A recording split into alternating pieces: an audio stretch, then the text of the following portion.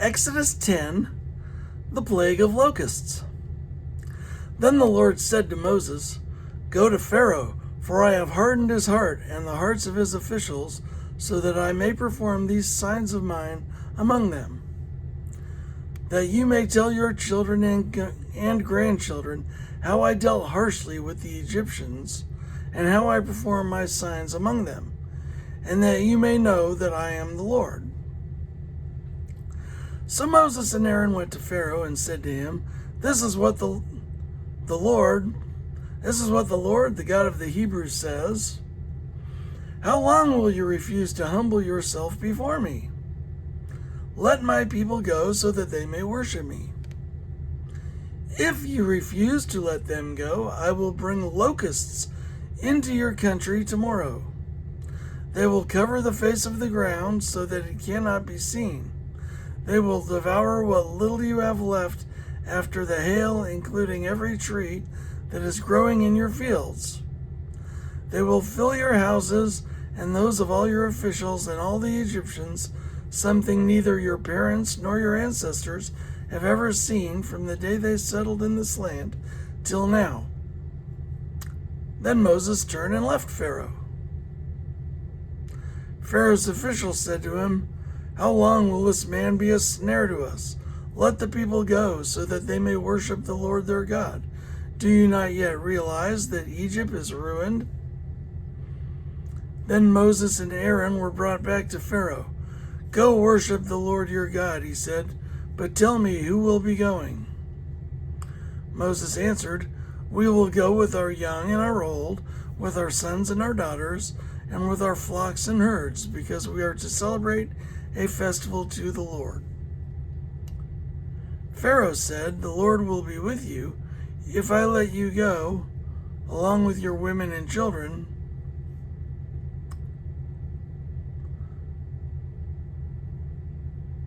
The Lord will be with you if I let you go, along with your women and children. Clearly you are bent on evil. No, have only the men go and worship the Lord, since that's what you have been asking for. Then Moses and Aaron were driven out of Pharaoh's presence. And the Lord said to Moses, Stretch out your hand over Egypt, so that locusts swarm over the land and devour everything growing in the fields, everything left by the hail. So Moses stretched out his staff over Egypt, and the Lord made an east wind blow across the land all that day and all that night. By morning the wind had brought the locusts. They invaded all Egypt and settled down in every area of the country in great numbers. Never before had there been such a plague of locusts, nor will there ever be again. They covered all the ground until it was black. They devoured all that was left after the hail, everything growing in the fields and the fruit on the trees. Nothing green remained on tree or plant in all of the land of Egypt. Pharaoh quickly summoned Moses and Aaron and said, I have sinned against the Lord your God and against you.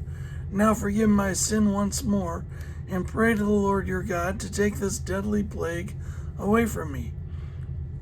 Moses then left Pharaoh and prayed to the Lord, and the Lord changed the wind to a very strong west wind, which caught up the locusts and carried them into the Red Sea. Not a locust was left anywhere in Egypt, but the Lord hardened Pharaoh's heart, and he would not let the Israelites go. The plague of darkness. Then the Lord said to Moses, Stretch out your hand toward the sky so that darkness spreads over Egypt, darkness that can be felt. So Moses stretched out his hand toward the sky, and total darkness covered all Egypt for 3 days. No one could see anyone else or move about for 3 days. Yet all the Israelites had light in the places where they lived. Then Pharaoh summoned Moses and said, Go worship the Lord. Even your women and children may go with you. Only leave your flocks and herds behind. But Moses said, You must allow us to have sacrifices and burnt offerings to present to the Lord our God.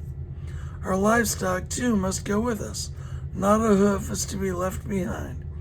We have to use some of them in worshiping the Lord our God, and until we get there, we will not know what we are to use to worship the Lord. But the Lord hardened Pharaoh's heart, and he was not willing to let them go. Pharaoh said to Moses, "Get out of my sight. Make sure you do not appear before me again. The day you see my face, you will die." "Just as you say," Moses replied. "I will never appear before you again."